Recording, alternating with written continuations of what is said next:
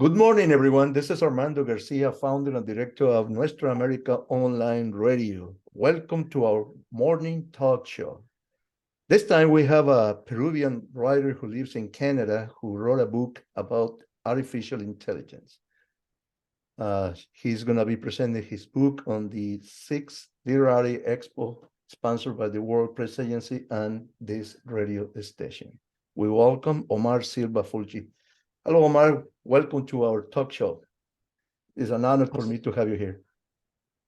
Thank you very much. It's an honor to be here on the 6th Literary Expo. And I am really thrilled for being part of this expo. Yeah. This is the first time we do one interview in English. So you are the first writer who is going to be talking about your book. You are from Peru. How long have you been in Canada? I am from 1995. It means I am here 28 years. 28 years, practically half of your life, no? Yes. Don't tell me your age, I just say half of your life, and that's great. How did you get to Canada? Why did you decide to go to Canada instead of the United States or any other country in Europe or in Latin America? I had the opportunity to come to Canada in 1982. I applied to the Canadian Embassy, and they gave me the paperwork for getting the immigration. But at that time, my mom had cancer. Mm-hmm. And I decided, and also I was running my own business. Mm-hmm. I decided to stay there, no? But after that, in 1995, I decided to apply again. No? I was a little doubting about that because I was 42 years, and in Peru, 42 years, it was too old to get a job. No? I was running my own business, but when I applied here, I said, no, they are requiring family, no? And my two children were finishing the high school. And at that time, the high school was expensive because they were in studying in private schools in English.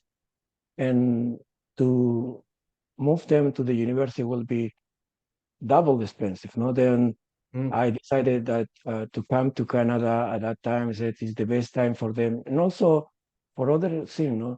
I was working with the managers of the different industries.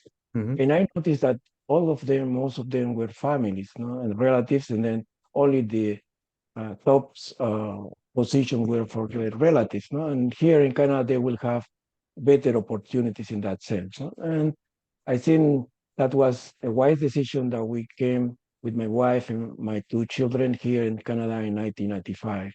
We decided to come to Canada because Canada gave us the immigration status as soon as we arrived. And after 3 years, and also we could work immediately. No, it's not that getting the green visa to work in the States. And also the advantage of Canada was the part of here we have the health system is free, no, and it is a better country for us to be here. No, in 3 years we could get the citizenship and become Canadian. No? All of them, after 3 years exactly, we became Canadian, no? Because that is very important. What's very important for us at that time. In Peru, do they allow double nationality or double citizenship? Like you carry still the Peruvian and also the Canadian? Yes, and also Canada allows also two citizenships too. Yes, that's right. So when you travel to Peru, you enter the country as Peruvian, not as a Canadian. Usually we were landing or arriving as Canadian, but the last time that we went to Peru, we stayed longer. I think 4 months, and then if we stayed too long, they say that we have to pay taxes. No? At that time, we have to get our Peruvian passports, and said when you have the Canadian passport, you can stay as much as you can.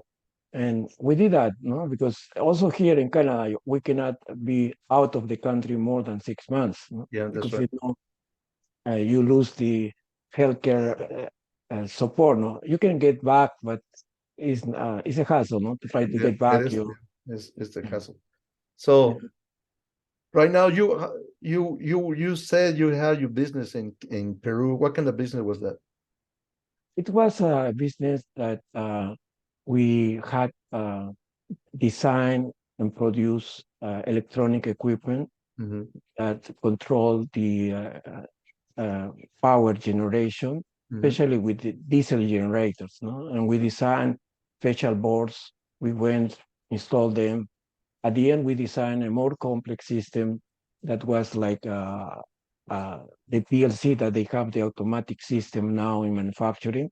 We designed that way that it's a sequence of different stages that you have to have in that area. And we were able to design that system. No? Then we installed that in a few places before I came here. Yeah.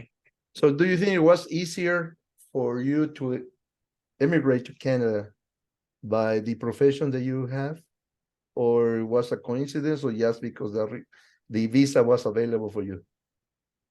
Uh, Did it play no, a one good of the role? fair. Did it play a Yes, good role, your knowledge and your business to be yes, able? that's right. Okay. Because when we applied, they asked for Canadian expertise in the area of manufacturing Mhm. or electronics, no? And I had to write a report and everything for Canada about all the, and also they asked to come here that we have professional engineers in our country. No? If you were not professional engineers, they didn't give you same facilities. And that also in the expertise that I have in different areas, I was able to get the permission for our whole family. Oh, I see. And no, they give only to you, but were requiring at that time. I seen couples that have kids and they can come to here, stay here, and then Canada can grow at that sense. No? And now I have 4 grandchildren, and they're all Canadian, no? And they are happy over here. No? Do they speak French, or they speak Spanish, or they speak English, or they speak the 3 languages? Some of them speak the 3 languages. Some of them, yeah. Only I think one, the last granddaughter, she's in teaching school for Spanish. She can understand, but she doesn't want to speak. No, then but she knows French and English. Yeah. So when they But, when they when they want to say "je t'aime," they say it in French. But they want to say "I hate you," they say it in Spanish. no, they always are. In my daughter's house, we speak in English because Oh, I see. her husband speaks English, and also my granddaughter also speaks English there. No, but in my son's house, his wife is Mexican, no? And then we speak Spanish there all the time. And That makes sense. then, yes. Okay, now tell me a little bit about your book. This is your first book about artificial intelligence, or is That's okay? Tell me about right. Yes. I think 1 year ago, no, I was trying to get more information over artificial intelligence, and I wanted to write a book about that. No, at RoboGeek, I have my own business also, teaching courses in robotics and electronics and in coding. And part of those courses, my son developed some courses in artificial intelligence, and they were very interesting. No? But I wanted to know more. No? And then what I decided is to take a course of at one university, and I took that at Stanford University with Python for AI. No? Mhm. And was a very interesting course, very hard. But after I finished that course, I didn't feel that I have all the tools for writing a book, and then I started exploring the artificial intelligence with Microsoft. And Microsoft has a course called AI Fundamentals of AI, and the course is AI 900. And I took that course online and start learning about that, and I got my certification. Therefore, I am certified in Microsoft with that credentials. And when I finished that, my first objective was write a book for a certification in Microsoft, the I-900. That's what the book of my title has. But when I was writing the book, many things appear. For example, I was invited at a different seminarium with manufacturing, and I saw all the progress that the AI made in that area, in robotics and everything. And because my son also is 8 course in manufacturing, and we have some workshops in manufacturing.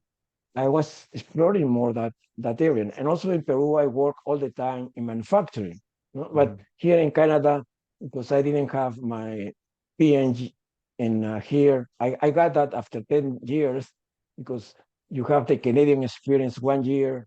And but that I started working always in IT. But I seen is that things that allow me to do research in that, and I was surprised with everything that they have done there.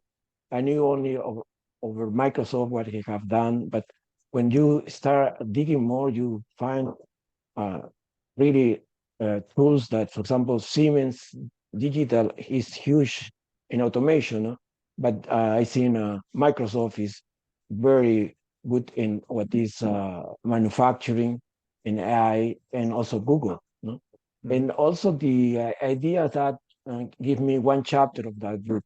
But when I was just in June, trying to finish my book, yes, and the chat GPT show up, and that was crazy for everybody, saying, "Oh, we are going to lose our jobs," and this type of artificial intelligence is too much for the humanity. And then I decided to make research on that also. And I wrote the chapter 10. It includes that, And after that, I just said, "Oh, I feel comfortable. I can deliver my book," And that was in July 28th. Just the release was when the holiday of Peru that I have that. Yeah. It's a good day to remember, right? Yeah, that's right. I have a question about I artificial intelligence. I cannot pronounce I cannot remember the 2 letters AI. It's kind of because it's new to me, that language, artificial intelligence. When I mention the word artificial intelligence, it reminds me the movie Terminator 1, Terminator 2. And also, I haven't used the artificial intelligence at all until I didn't have enough voices for commercials in my radio stations. And I began searching, and I found some of it. And I love it. But I'm thinking, what am I doing? I'm creating unemployment in the humankind, or what am I doing in terms of helping myself not to be so tired doing a lot of work in the radio stations? Or what am I doing? Planting the seed for the end of humanity? So how far are we from the Terminator 1 or 2 movie reality, become a reality? How far are we? Or we're not heading that way? I think I believe when we have new things in technology, we are always afraid of taking or absorbing that technology, And that happened, for example, with the first computer that we have, Then nobody wants to type on computers because it was weird to do that, But now everyone has a laptop or a PC, and they type everything on a computer. I see the most advanced device that we have is the iPhone, no? Or the phone, the smartphones, no? And now everyone has. I am so impressed with the young generation. How can they use their iPhones or smartphones, and their fingers are so tiny that they can do marvelous things there, no? And then I think that is what we have now, no? But now with the artificial intelligence, it's really serious, no? Because now the most, for example, no, that recently they have been on a strike in the States about the writers of the movies and they started in May, and recently they have got an agreement with them, no? And that is one of the clauses that they yesterday I read that was about they want limitations on the AI for their I think creativity, and they don't want that young generation use them, no? And there were some writers say, no, if I write something, why a new kid can use my stuff for writing other stuff, no? And I think I think it's what it must be regulated, no? And different countries are doing now, no? In the States, they have a bill for that. In Canada, also have a bill. In Japan is the one that they deliver more about that regulations. And now in the States, now the big companies have agreed. No, the Vice President Kamala Harris invite them to talk about that, and now they are presenting that, and everyone is in agreement how they can write regulation for that. No? But for that, for example, Microsoft and Google have a lot of rules on frameworks that they already have for that AI. No? Therefore, using that framework will be very useful if they all agree and we agree in how to use that. No, but like you say, then many jobs can be lost. That's true. No? That is something that it's like when you have the revolution in manufacturing, the cars replace the cars, no? And then it's a reality. You have to adapt to that. No? Now we have the AI, then we need to use that better, no? Because sometimes you go to a browser, no? And I wrote in my book, no, you can go to Microsoft Edge there. The AI there is called Bing, no? And then you just call that and start talking with inside like a chat, and you can ask different questions. Especially you can write in Spanish or in English, and the artificial intelligence will answer and reply all what you ask in the language that you wrote. No? And therefore, now I think it's also the teachers. No? They have absorbed that reality, and now they are training the schools and the kids how they can use that. No? Because now when they do the essays, then they can come from the artificial intelligence. But I think I have a friend that had to correct, I think, 40 different courses, I think exams, no? And he had he used the Google, no? And then he copy and paste and said, is that there? And that is, if they were they have plagiarism there, no? But I think is now with the artificial intelligence, it's easier that way, to check if somebody has taken the lines from other one. You just put there and tell, this is coming from this is coming from there. And I think it's that. And then it's important, no? Because persons took a lot of time, or sometimes they live from that, no? Then we have to think, how can we use that, and what are the limits, no? Everything has limits in the life, no? And if they are not regulated, then it's like the laws. No? Then here in Canada, the people respect the laws because they are expensive. No? When they have a high feed first, the they have that they have to pay $500. Now they go over 150, can get $10,000. No? And then a few ones can afford that. No, that's the only way that I saw here. No, uh, they increase the fines. No, and there is a point that says no, I cannot do that. No. Yeah, I heard. I read a story on a magazine claiming that with artificial intelligence, humanity will be able to resolve how to cure cancer, how to cure HIV, and all those diseases that it takes a while for the science people to find the cure. Is it true that by using artificial intelligence, we'll be able to find those cures soon? What happened is like what happened with the COVID-19. They have used the artificial intelligence for that because I attended a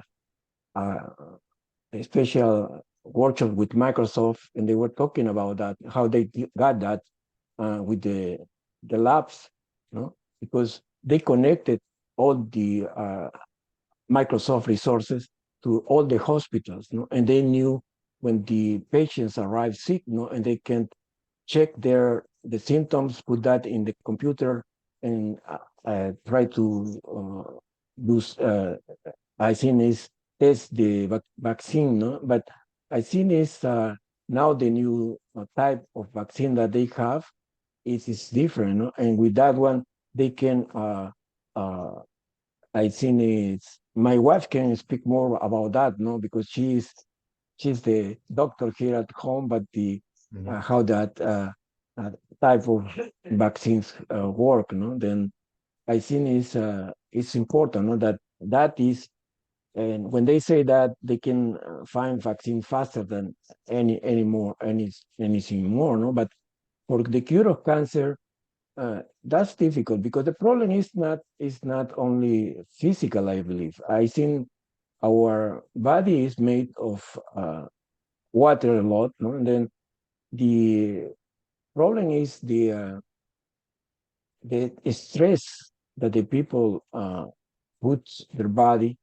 That is what creates the cancer. No? Then, if we try to think differently, many of those illness can be avoided. No? Because it's like if you are under stress, you can damage many of your organs. No? Then we don't know that, but sometimes we work like horses, and then at the end of the ride, we are almost dead, no, because we did too much, no. And I think is we have to combine maybe the natural resources that we have, how to fight against those big illness, no. But I think definitely the AI will help them to find better option for that one. No?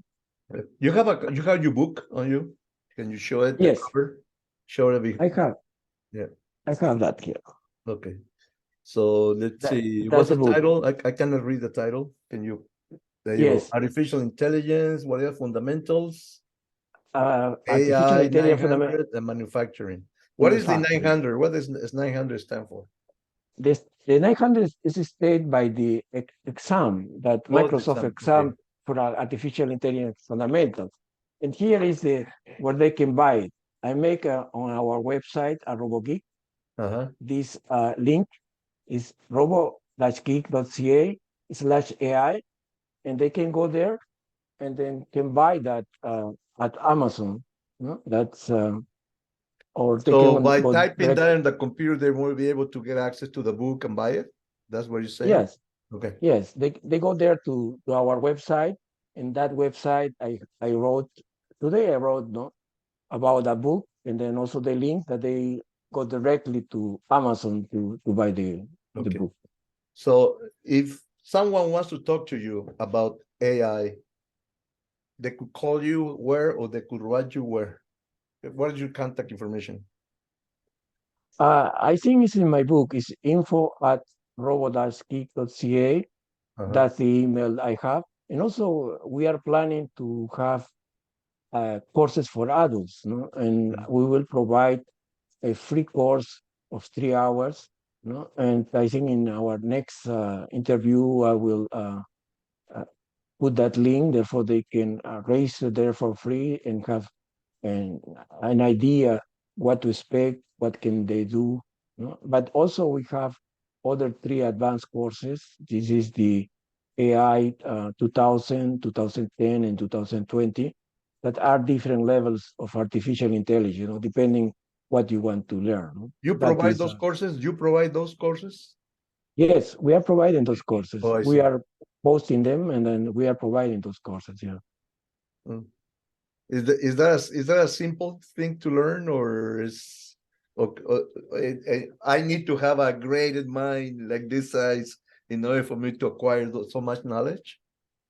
I believe you have to learn by blocks, Oh, because the technology is huge.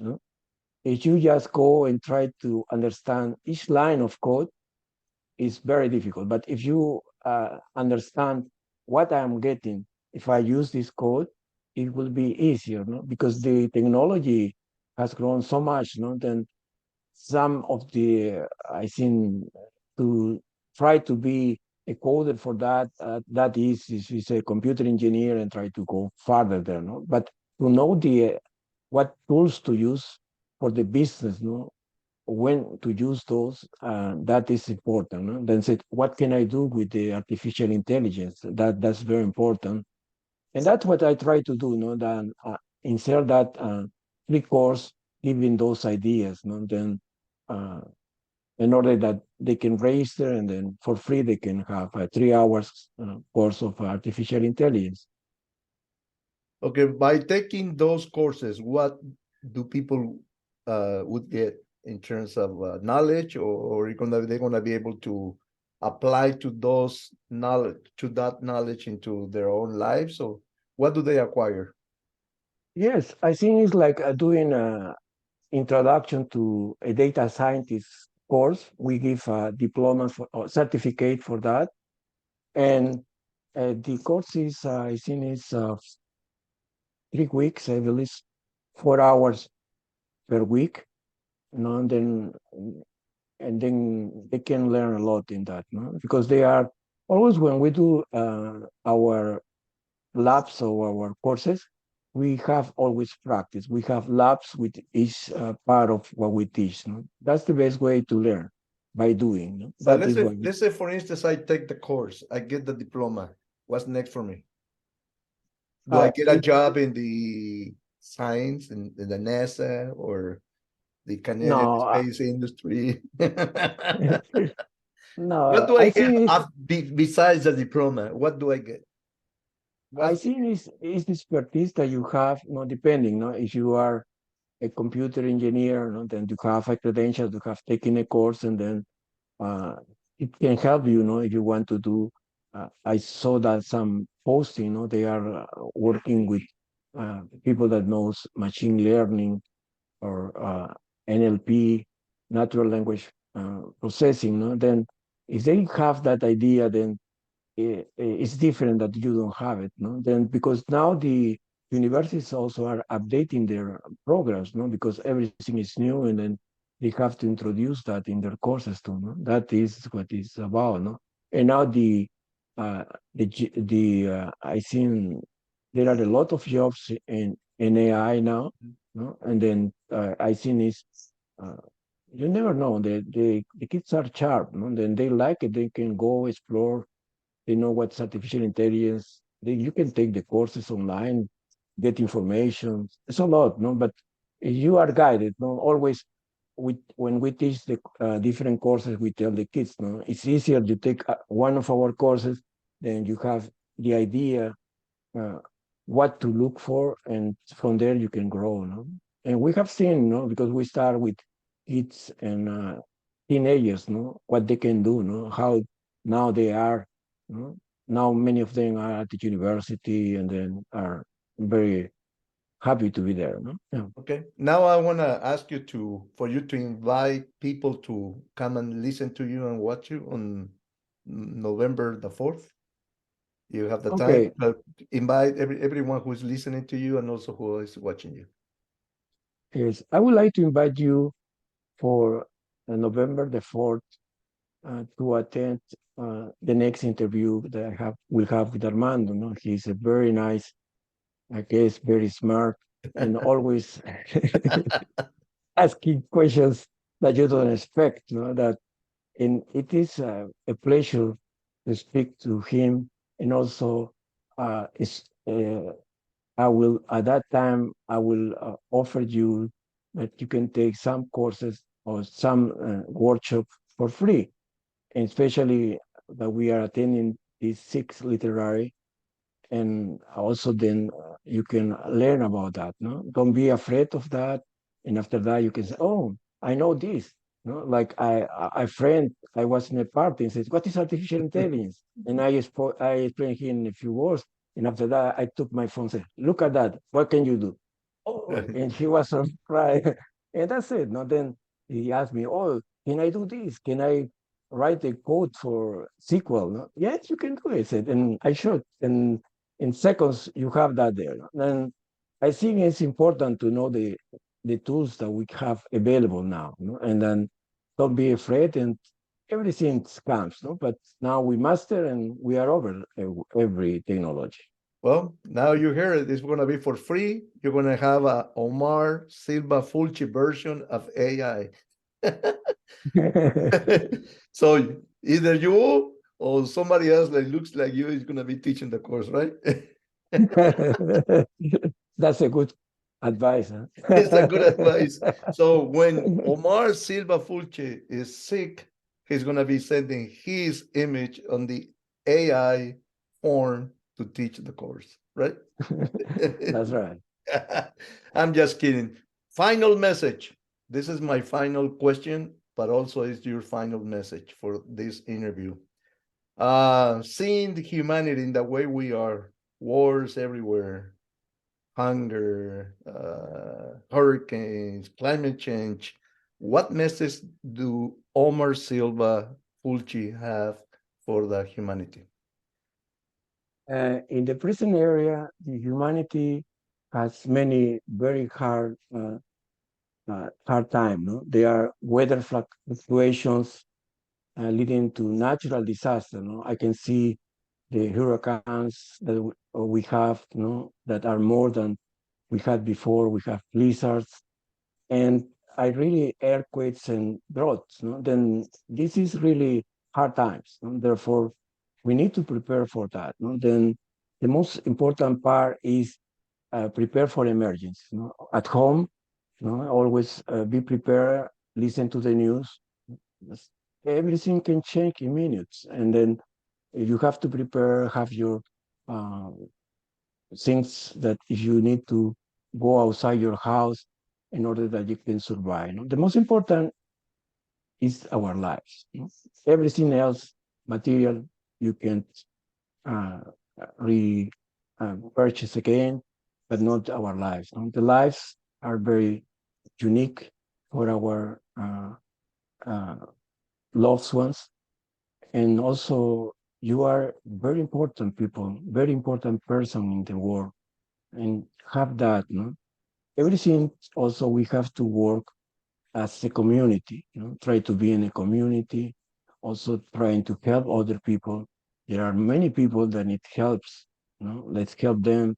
And also the latest events that we have, you know, people, earthquakes, still have lost everything, you know, then they need some help, no? And there are institutions that we can donate as $1 or $2, doesn't matter. Important thing is giving something for them, or sometimes you give your time, no? And then you help those people in strain to be better, no? And always remember, no, that we have to thank God every day, no, for the uh,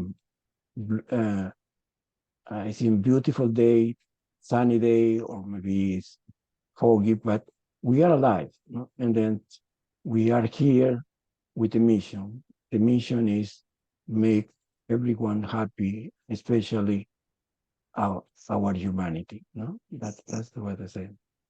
Thank you very much. Appreciate it, and hope to see you on November the 4th on the 6th Literary Expo of the World Press Agency and Nuestra América Online Radio. Thank you. Take care of yourself. Thank you very much, Armando. Bye now. Big, Thank you. big heart. Bye. Yeah.